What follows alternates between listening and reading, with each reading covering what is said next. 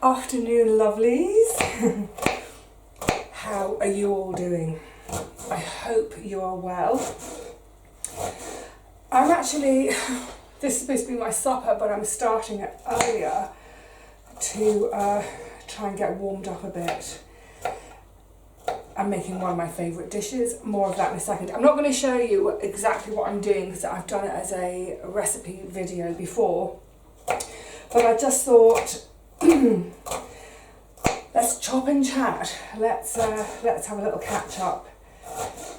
There was something at the end of one of the previous videos. I said, oh, we'll do that in the next video. I'll talk about that today. But look, crikey, it's gotten cold. It really has got cold by London standards. And sorry, excuse me, I've still got this funny little tickly chest. I know there's loads of people around the world who are saying, yeah, but it's minus 5,000 degrees where I live. Da, da, da, da.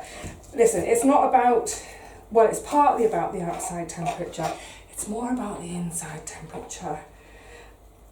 So, since that video where you saw me, I did have a little rejig of the other two freezers in order to make space for the corn.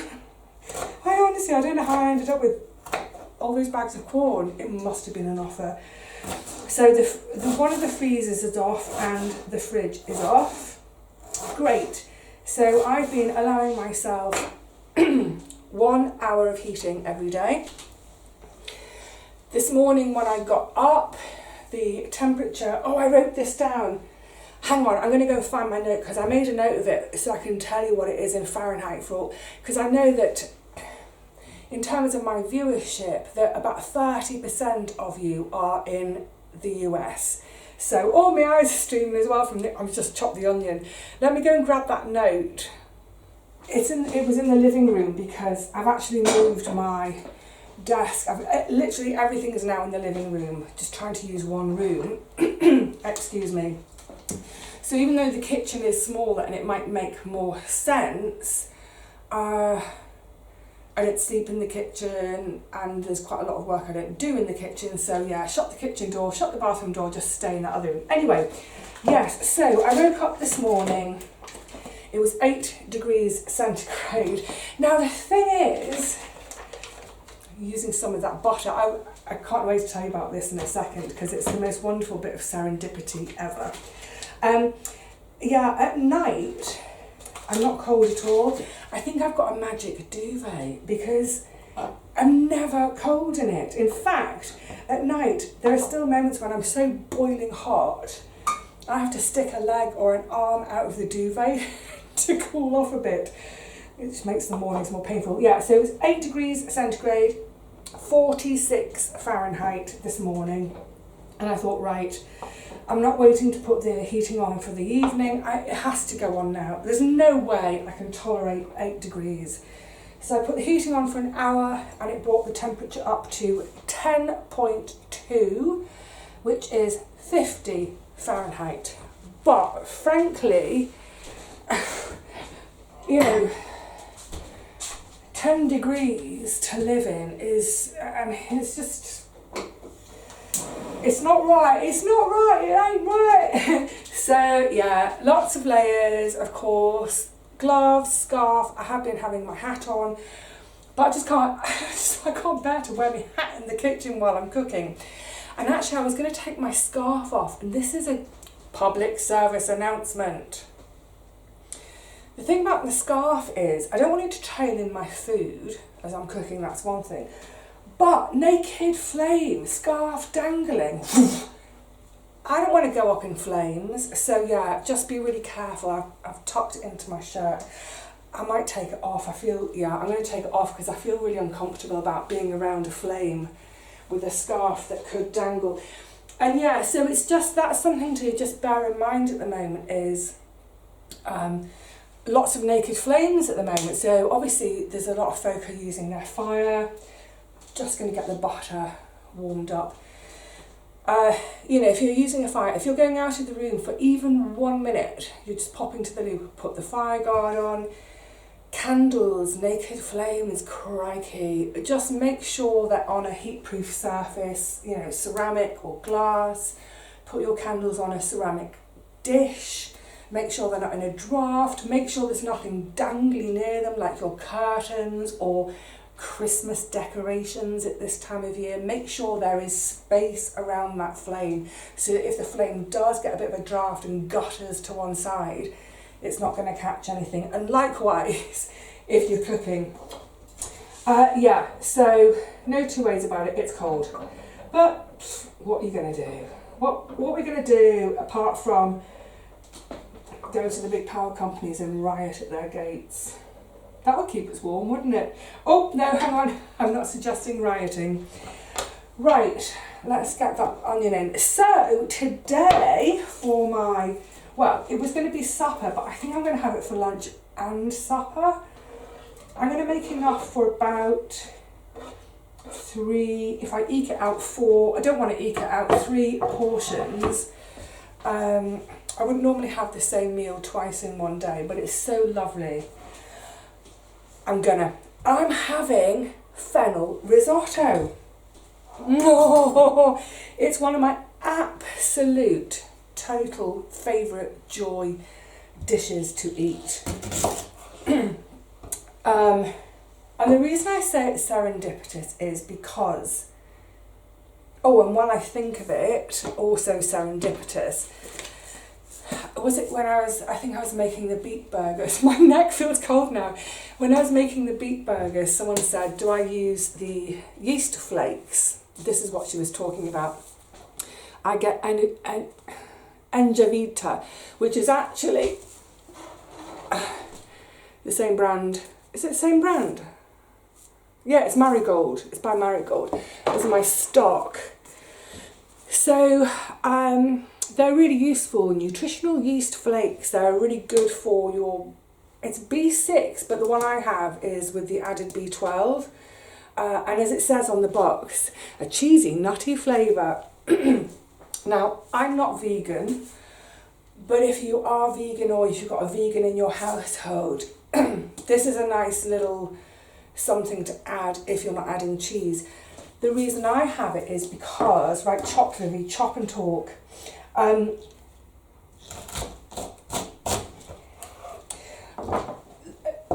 Vegetarian Parmigiano, I always want to say Parmigiano, vegetarian Parmesan is quite hard to come by. I don't have anywhere locally that sells a veggie Parmesan. If I go all the way down the hill, but that's the bus ride, I can get a veggie Parmesan down there. So with risotto, one normally thinks about having Parmigiano. I mean, you can just chuck any cheese in, really. You could put in some cheddar. So the thing with the risotto that's lovely is just before the serving up stage is to fold some cheese into it and let it melt in there. It makes it even more luxe. And then when you serve it, a sprinkling of cheese to serve it. Oh, that's just reminded me of something else. Hang on, let me get the box grater down. I just want to mention something about this in a second. So if you're using cheddar, for instance, fold it in, yes, but when you come to serve it, shred your cheddar on the little skinny side, as opposed to that side, like you would your Parmigiano. It just makes it feel a bit more like it's Parmesan. So yeah, if you don't have access, if you're veggie and don't have access to a vegetarian Parmesan, or, oh, onion skin, how did I miss that?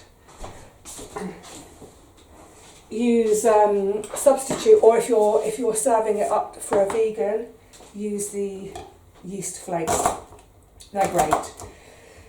So what I'll do with them is, and say likewise with soups, anything like that, a little sprinkle of them on the top, but also it's making sure of that a bit of extra. This is really noisy. I didn't think this through, did I? Let's do a chatting and chopping video. Yeah, where you might use cheese, you can think about using the yeast flakes. Now, the reason that that this dish is wonderful and a bit of serendipity. I had it 2 weeks ago and it made me so happy. So I'm having it again now. But I've had to buy this bulb, and I think it was about, it wasn't too expensive actually, I think it was about 60p. It's not a huge one. So if you remember when I did a shopping video a couple of weeks ago, and I bought some butter. Hang on a second. I really didn't think this through. This is like patting my head and rubbing my tummy. I bought that butter not with risotto in mind, but with my pumpkin and pearl barley soup, which I love. And I think a bit of butter blended into the pumpkin just makes it all better. When I say pumpkin, I mean, of course, any winter squash. So I bought the butter. At that stage, I hadn't made the squash and pearl barley soup yet. Hang on, I'm just going to get to the end of this bit of chopping. Chop, chop. Chop it, chop it, chop it. Yeah, I hadn't made the soup at that stage. Do you know what, I've got to say, I do feel slightly hinky, unhygienic having gloves on. I'm trying not to touch the gloves to my food because they haven't been washed for a while. Yeah. So I had the butter. Now, also, you remember, I don't know if I've mentioned it in more than one video, so it might be a video you missed, what have you. I've been having a mouse problem, and I paid for a company. I was about to put that back in the fridge. I can't get used to the fact that the fridge isn't on. Yeah, I paid a company to come out and have a look. And part of my payment gives me 3 visits. Do you know what? I'm going to do this in real-ish time with you. So I'm just going to get the kettle on to get ready to make some stock. Just behind you. I'm going to make you want the loo now. Do you need the loo yet?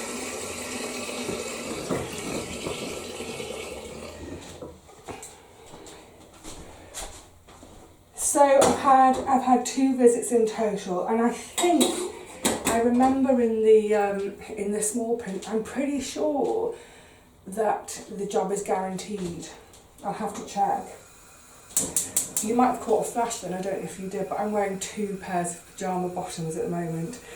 I did a big wash yesterday, but nothing is dry. Anyway, so yeah, I've got a bit of an ongoing mouse situation. So a couple of weeks ago now, I've got a food cupboard down there. It's not a huge amount, it's, regular sized kitchen cabinet, but it's just 1 shelf in there. And I thought I'm going to have everything out. I'm going to check for poo droppings, mouse poo droppings, give everything a clean. Now, as it happens, there were no mouse droppings in there. Yay! But I still scrubbed it anyway and scrubbed. Mostly it's tins and... Yeah, it's mostly tins, like, chickpeas, coconut oil. There were a couple of bottled things. Nothing much. But right at the back, I found, and I'd completely forgotten about it, I found some risotto rice, which is quite expensive compared with ordinary rice, so arborio rice. It's right at the back, undamaged, unnibbled, untouched. And I was like, oh, I've got risotto rice, brilliant. So now I'm thinking, well, I've got that butter, I've got risotto rice, I'll do a squash risotto, as well as doing my squash and pearl barley soup. And then, in the meantime, recently I've been just hugely struggling with sleep, worse than ever. I've never been a great sleeper, but it's got to the stage where I've been waking up every 30 minutes or so, and it's just absurd. But also having nightmares like never before. Some of them are nightmares because they're nasty and mean and I'm being picked on in them, or they're horrific, I'm seeing like horrific stuff like limbs and what have you. Some of them have been scary, as in spooky scary. Oh my God. But I've been waking up crying from them, which is just awful. So no pity party, you know I don't do pity parties. But yeah, it's been like really disconcerting, and sort of waking up sobbing and really struggling to shake that off. And there was this one particular day, it was a Saturday, I was planning to go to the garden, it's back to the end of November. I was planning to go to the garden and have a fullish day in the garden. So many jobs to do, some of them I still haven't done, never mind. But I'd woken up just sobbing uncontrollably. I calmed down after about an hour or so. But it's weird how you can't shake that kind of thing off, isn't it? And then I thought, right, okay, just quickly do all my computer work before I go out, like an hour on the computer, answering messages, answering comments, answering emails, bits and pieces. And then I saw a comment, I had a really nasty comment. And, you know, there's your basic troll who just writes to say, you're ugly, get off YouTube. And actually it's like, you know, whatever, fine, I'll just delete. I don't even think twice about it, it's whatever. But then there are those who, they write a whole paragraph and it's like, you know, I've got to tell you this. And it's just a character assassination, it's horrible, and I don't deserve it, no one does. So I read that and I just kind of had all these feelings of anger, because I want to see that person, I want to say, right, let's sit down and have a conversation, say that to my face, punch a lights out, northern lass. And then the anger subsided and then the tears came back, and it was just horrible. It was a horrible morning where I vacillated between feeling anger and just crying. And it got to about 11:30 and I said to myself, Vivi, right, stop this right now, suck it up, get to the garden. So I did. So off I went to the garden, but, you know, all the way walking there feeling really disconsolate. But generally speaking, you know, 99 times out of 100, I know that by the time I get to the garden, it will work its magic on me. You know, it'll cheer me up no end. So I got to the garden, I start walking down the central path. And I've specifically chosen to go on a Saturday because generally folk are there on a Saturday. Quite often when I'm there in the week, I've got the whole place to myself, which I love. But I also like to go at the weekend occasionally to catch up. So I was walking down the central path and I could see ahead of me Gary in the middle of the path, right next to my plot, talking to my opposite neighbours, Pip and Joy. They were all chatting. Rusty was winding around Gary's legs, winding. So as I approached, I was like, humans! And what was really beautiful and delightful was all three turned to face me, and they all had such big, beautiful, bright smiles on their faces. Hi, Vivi! You know, they were genuinely pleased to see me, as I was then. So we obviously stood and nattered for quite a while. That's my... I'm just boiling some water for the stock. And then after a while Gary said, right, I really must get on. So he started to walk away. It was really cute because Rusty started to go with him because Gary had to carry a bag and it was rustling with cat food in it. Rusty started to follow Gary and then he sort of stopped and looked back over his shoulder towards me like hedging his bets. I said, Rusty, go with Gary, come back to me later. So I stood and chatted with Pip and Joy for a while, that was lovely. And then, whoopla, careful Vivi. And then Kay came trotting down the path and she had a big tub with all sorts of stuff in it. She was going around to deliver bits and bobs to different sheds. And she's like, oh, I've got some packaging for you. She's got some Jiffy bags, Jiffy envelopes. Could I use them? Yes, I can always use them. So we got chatting and then we got chatting about my straw bale. Don't worry, this is all going to come together at the end. It's like a recipe. My chats are like a recipe. By the end, you know what I started out to say. So I said I really must get on with getting the straw on as a mulch. And I was describing how I was going to do it, and she said, oh, I've done mine a bit differently. So I said, oh, I'll come over to your plot. So I went over to her plot to see how she's done hers, which is quite different to how I'm going to do mine. But she's doing it on bare beds, and there was the difference. So I'm in her garden now, we're chatting about things. Did that even come on? Have I got the wrong ring? Oh. See, this is what... Oh, I've just turned that ring off. Hang on a minute, let's start again. There we go. Concentrate around naked flames. Anyway, we were chatting for ages and it was so nice. And again, as she had come down the path, big beaming smile, it's like, it's so lovely to feel that people are pleased to see me. And I'm pleased to see them. We were chatting for ages, and after a while she said, do you need to sit down? She knows I can't stand to talk for too long. And I said, yes, please. So she fetched a stool out of her shed for me. As I was on her plot, we were talking about sort of what's left in for winter, and she said, oh, I think I'm going to have out the last of my fennel. See, I told you I was coming back to a point. She's going to have out the last of her fennel that day. She'd grown 2 big beds of it. It'd grown really well for her. And I'm just going to put that on a really low heat. I hadn't grown any at all. Basically, I missed a chunk of time, March, April, with my bad back, so I didn't prep the bed. And then when all things were starting to go well again, beginning of June, I was off for 2 weeks with a stupid COVID. So I didn't have any fennel.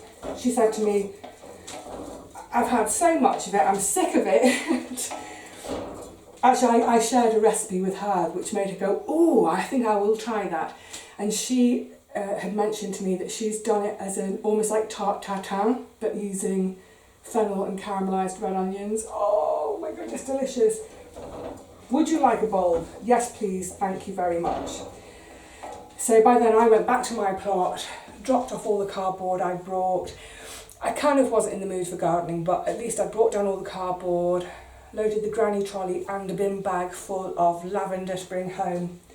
Sat a while with the cats, got ready to come home. Just as I was getting to the top of my path, Kay arrived with this bunch of 4 gorgeous fennel. They'd been a bit slug attacked on the outside, didn't matter, there was plenty of flesh there for me to use. It was just wonderful, and by then Gary was also leaving with 2 bags full of produce, including his first parsnips. He said, oh, they're not very good this year. Typical Gary. Massive, massive. So it was just lovely, and I was grinning all the way home thinking, you know, just how important friends and community are. It's utterly, utterly wonderful. And about halfway up the hill coming home, I saw another 2 friends I haven't seen for a while. One of them's been away. And again, huge smiles were given to me, and we stopped and chatted and caught up. And it was just the whole, you know, that whole morning, especially having read that nasty comment and been having nightmares and horrid dreams, was just awful. And that had gone on for hours. And then literally a couple of hours out of my day, garden, the people there, coming home, people into it, just changed the landscape completely. I came back home, I was grinning from ear to ear. I made my fennel risotto, you know, a couple of hours later, and I was smiling as I was making it, because I don't think I've had it this year at all. I can't remember. But it is a treat for me. And you know, as I was stirring it, as I'm stirring now, I'm just coating all the rice with butter. That will do. I think I'm going to get the first lot of... Oh, this is going to be fun. This is the first time I've tried cooking with my gloves on. I've got a bigger oven mitt. Will that go on? Yeah. Yeah, it was just really, really happy making, and I kind of wanted to share that with you because to share how important friendship, community, human connection is. And it's sort of a reminder as well that, you know, in life, it's that old adage and it's so true. In life, we really do get out what we put in, you know. I've invested time in those individuals. You know, initially it starts with a morning, alright, you're right, and gradually it builds up to a how are you, how is the family, and then before you know it, you're friends. And you know, initially, yeah, it does take some effort. You have to make the effort to make those connections. But before you know it, it's effortless. It's wonderful. I can't bear it when people say, you know, and we get it a lot about London, oh, there's no community in London, there's no community here. You know what, there is a great community here, but you have to invest in it to feel that. You know, you can't just expect to turn up on a new allotment. If you're getting a new allotment next year, don't expect to turn up and for everyone to be, oh, we love you. They don't know you. Yeah, so put that effort in. And I was kind of reminded of that as well a couple of nights ago, another sleepless night. I was watching, oh God, it's like 2, 3 in the morning. I was watching reruns of Mock the Week, which is one of my favourites. Mock the Week and QI are my go-to midnight snacks, as it were. And the thing that struck me, because again, I'd read something a few weeks and weeks ago, about actors and comedians, about them, you know, they have such big egos, they don't know how to share, they want the limelight, they want the spotlight, they want to upstage everyone.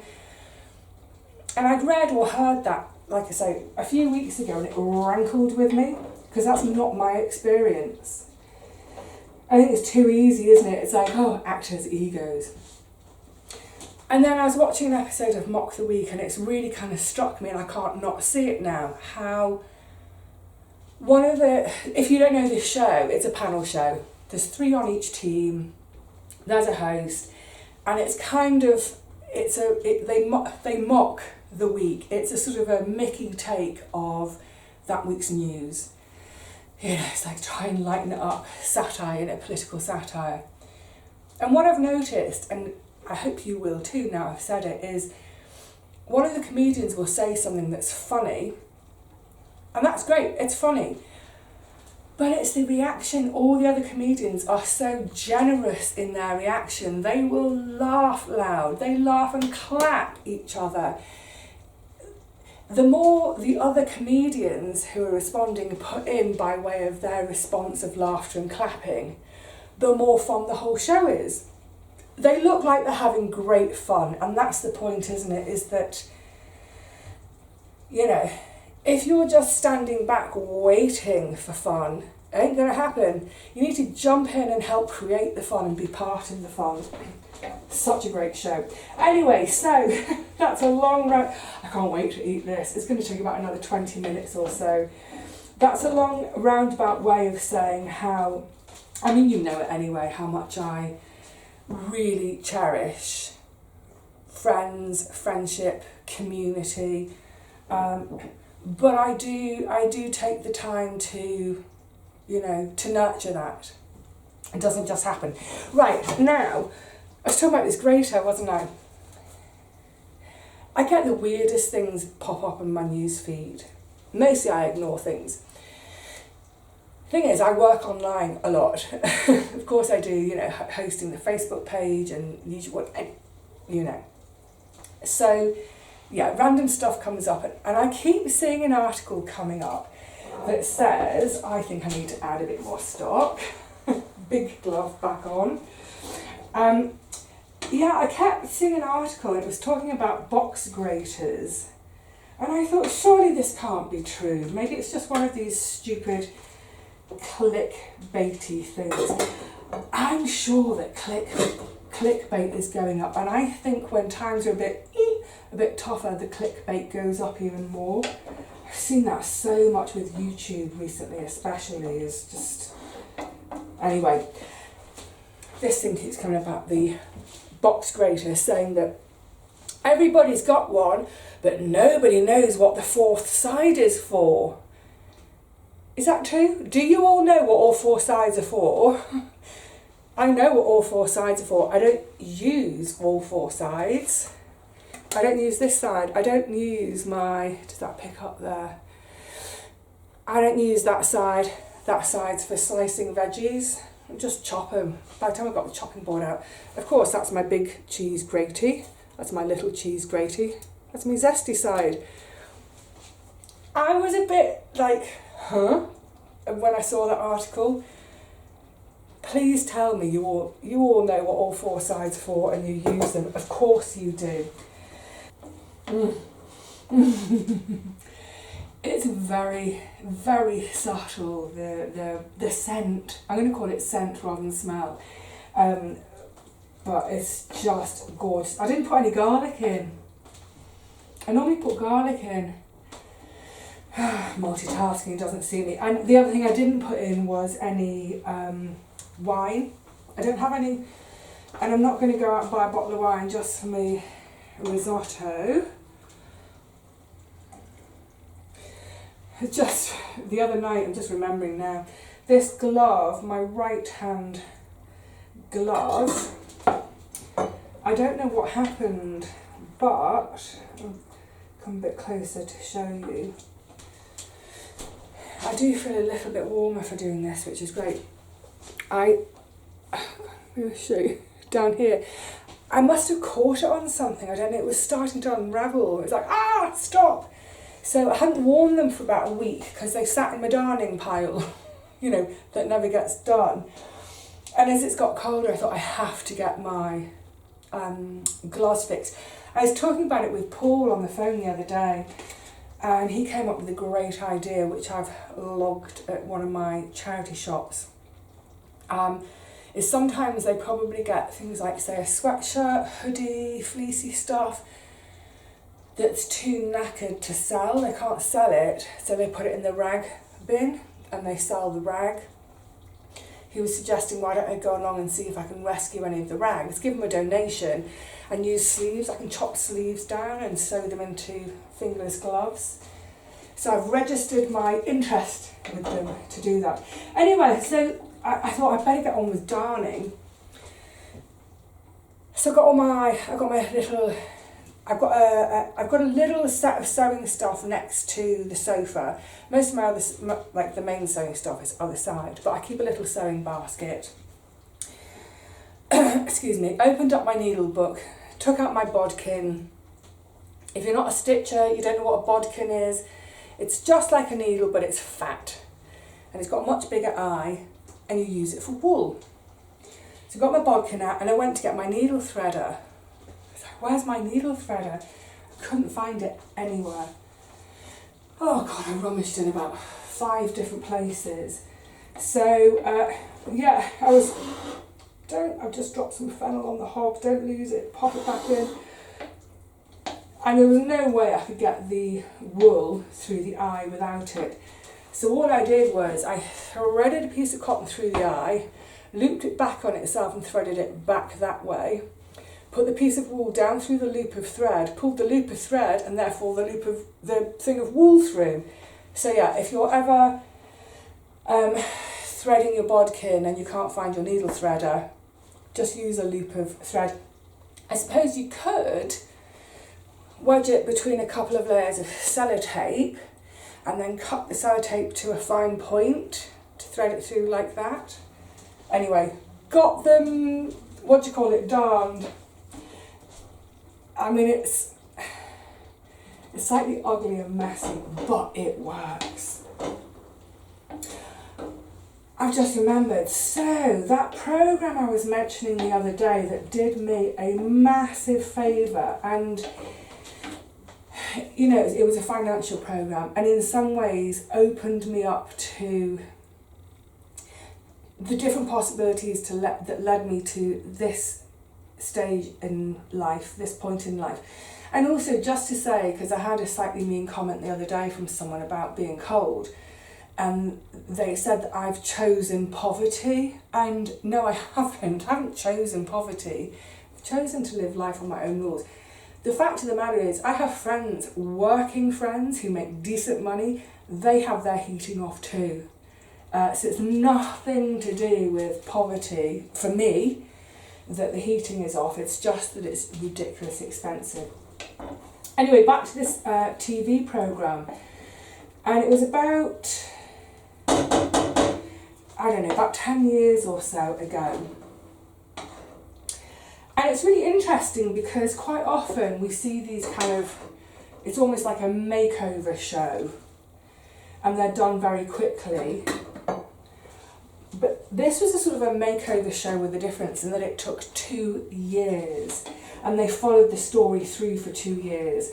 I don't think there are many TV shows that would do that these days. It was in 4 parts, and the premise was they took 4 different households. One was a couple in their late 20s.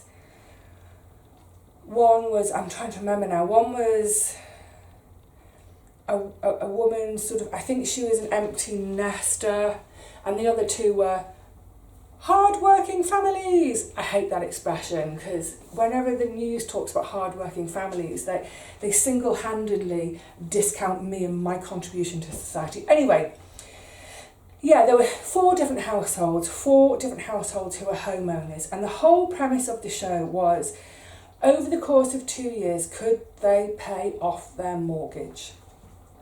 It pricked my ears, and of course it did, because I then went on to do it. But the way their premise was that you know, we buy our home, we buy our first home, we've got a mortgage, we take a loan from the bank. And as the presenters put it, you know, we may say, I'm a home owner, I own my own home. That's quite hard. But actually we don't. The bank owns it, or the bank owns the majority of it. We own a tiny bit, and it's like with each mortgage payment, if you're on repayment as well as interest, we buy a little bit more each year. So they looked at all of these 4 individual households, and they looked at how much deposit they put down, how much capital they repaid as well as the interest.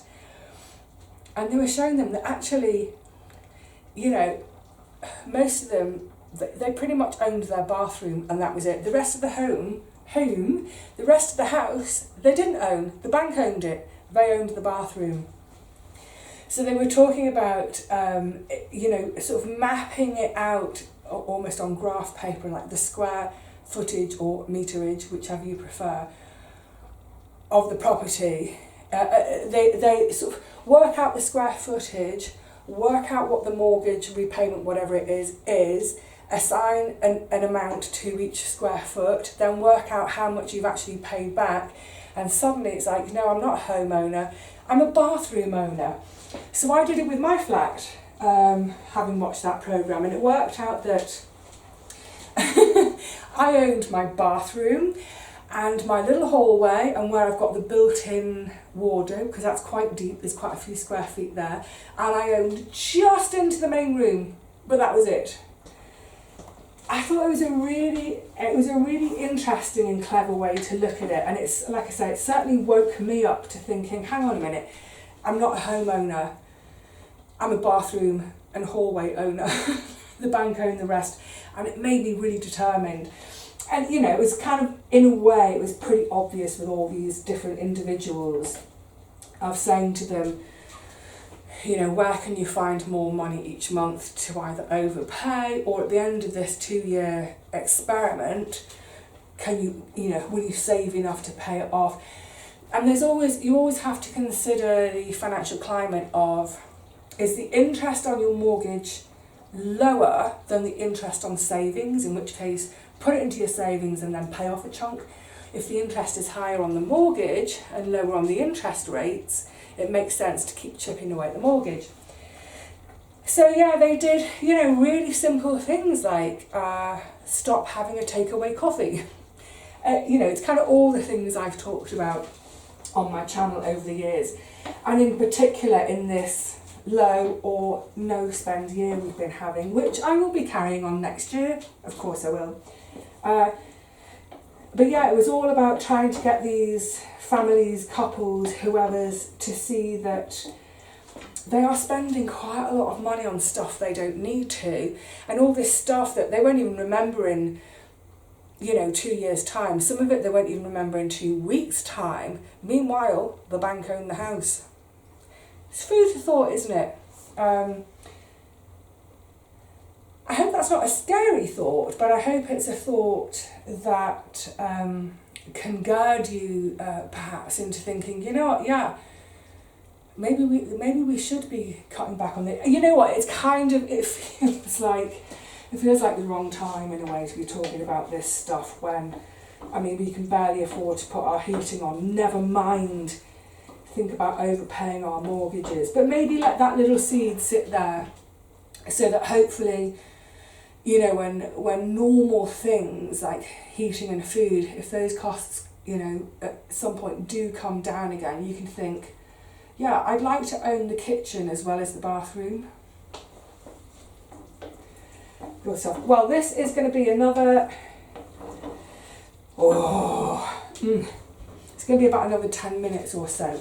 So I just salivated at the thought. So I think for now I'm going to say cheerio to all of you so I can get my nose in the nose bag, the trough, whatever you want to call it. I'll put some yeast flakes on the top for that nutty cheesy flavour and a little extra shot of B6 and B12. Afterwards, at some point this afternoon, I've been having, you remember my tea advent calendar?